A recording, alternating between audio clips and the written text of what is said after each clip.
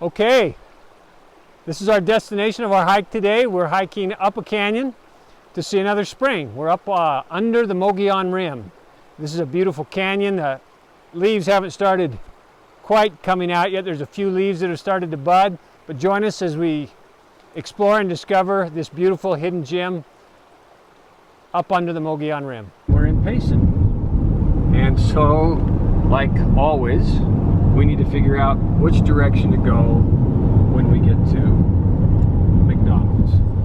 Uh-oh, everybody else needs to figure out how to go at McDonald's too. Everybody's in the right lane, man. What they don't know is there's 2 turning right lanes at McDonald's.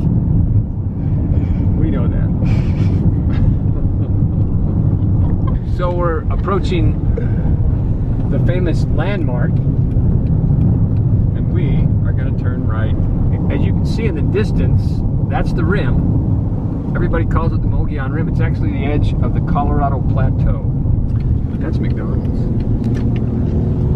All right. Our hike will be down below. Of course, there's the Mogollon Rim right there, and we'll be up there or at the base of that. So we're turning left off of Highway 260, and we're going to the small town, and then we'll take a left up the Forest Service Road. We're just pulling into town here, just a little further up the street, and we'll turn down the dirt road. Now this dirt road's a very safe road to take your car on. I've driven on this road in the family vehicle a few times, so that's where we'll go again. So we're on our way to the hike. We're at the trailhead. I'll have the videographer take a little bit of pictures of the parking lot so you can see what the parking lot's like. Again, we're just a mile or 2 down the road from the little town we were in. A lot of people in the parking lot today. It's the end of April. It's a beautiful day up in the mountains. It's really green down low. Trees still haven't leafed out yet. We're going to try and see 2 springs on this hike and some of the beauties along the way. So join us as we explore and discover this beautiful hike today. So off we go up the trail. A lot of people camped in the woods. COVID-19 is alive and active, and all these people are trying to get away from people, and they've all joined each other up here with the people. We're off the trail. We're going to go down. We'll cross the creek here in a few minutes, and after we cross the creek, we'll come to a Y and head up. Join us. Finally starting to get some buds on the trees. We're probably about 2 weeks away from full leaf, but pretty soon here. It's the end of April. It just snowed this week. They had some snow, just a little bit. Light flurry of snow up here.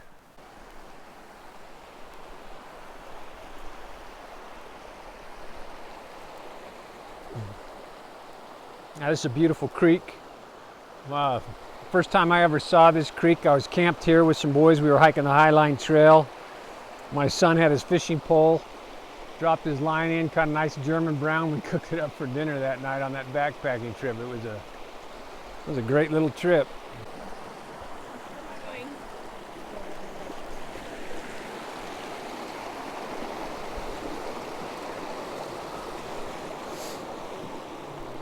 A little wobbly, pretty secure.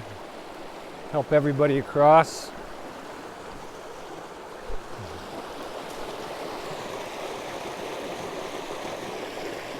Got it?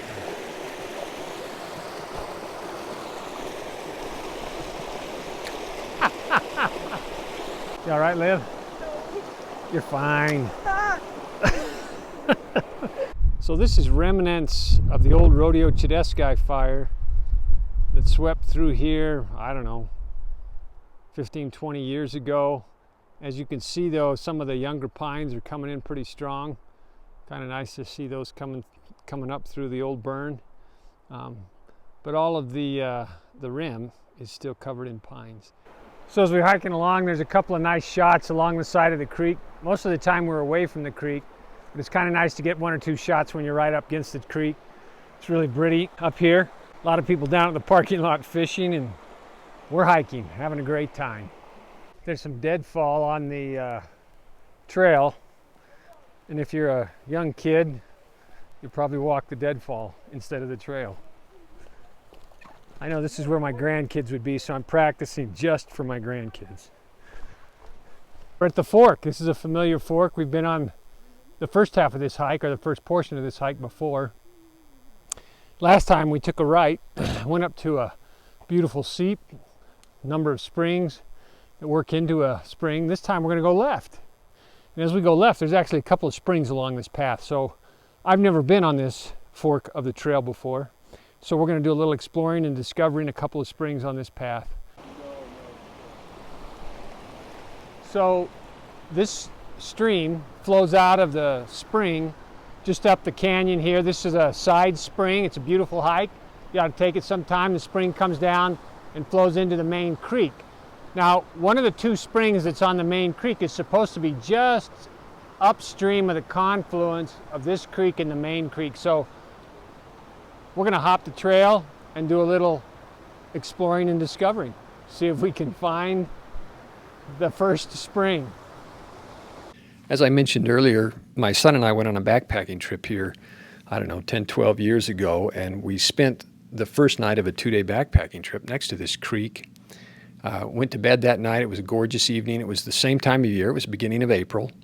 And we woke up to about an inch of snow on the ground. We were all a little bit surprised, but yeah, it's kind of cool to have a little bit of snow on the ground. It wasn't snowing at the time. We ate breakfast, packed up, started backpacking. The second day was an 11.5-mile day. Problem is, this started snowing right after we started backpacking, and it snowed all morning. In fact, when we got to lunch, about 8 miles into the trip, there was 5 or 6 inches of snow on the ground. But what was worse than that, the other adult that was with us had not gotten a lot of sleep over the course of the last 4 or 5 days and had just returned from a trip. He came at the last minute. He wasn't as well prepared as he probably should have been. And as we're hiking, I'm watching this guy start to shiver and lose energy. And I'm thinking to myself, I may need to treat this guy for hypothermia. And of course, my tent is soaking wet from packing it up after it snowed. And I'm thinking, how am I going to get this tent up? Where am I going to find a place that doesn't have 5 or 6 inches of snow and get this guy in there and warmed up in a sleeping bag? But fortunately, when we stopped for lunch and I checked on him and he got a little food in him, he was fine. So the good news is we didn't have to treat for hypothermia. He made it out just fine. We all made it out fine. And it was a very memorable and great backpacking trip. This is what's kind of cool, though. Ever see these root systems on these fallen trees? You don't get a chance to see these much. A lot of times if you're in Redwood National Parks or Sequoia National Parks, you'll see a lot of cool trees like this, but you rarely see them outside of those parks. But this is kind of a cool shot of this tree behind me. I'll kind of step out of the way so the photograph is a little clearer of that tree. Really kind of neat. And then right down below it is where the spring trickles by. We'll walk up to where the headwaters are. The headwaters are just about 20 or 30 yards up above us. We're at the headwaters of the biggest spring that flows into the creek. It starts under this big tangle of brush. As I zoom out, it'll be a little bit easier to see. I'm kind of standing on a log up above it, so it becomes more visible as I pan down across it. Kind of fun to discover this place. We found another spring as well. I don't know if we'll get a picture of that one coming back. We're going to try and get a photo of that one as well. All right, here we are at our destination. Half the group's gone and left and headed back. It got a little steep. In fact, we're probably 40 or 50 yards off the trail. We lost the water in the creek, and so we turned off, boulder hopped up through the creek, and found where a couple of springs flowed into the creek to make the headwaters of the creek. This is one of the springs. This is the bigger of the two. And then we have a picture of the smaller spring. The smaller spring actually had some pretty pictures of some trees. We'll get those in there as well. So we're hiking down the trail, and we come across a little flow. And it's a little spring, actually.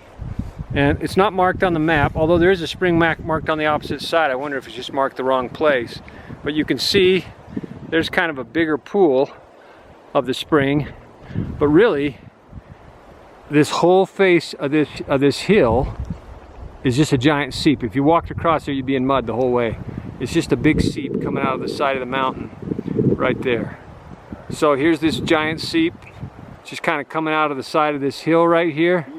And then the seep gathers and comes down forms this little pool and into a little creek, little stream. Really not much of a stream, but it's water, and then goes down to the edge and into the main creek. Kind of pretty, really lush in here. Oh, I opened it. Oh, Mom, it's so good.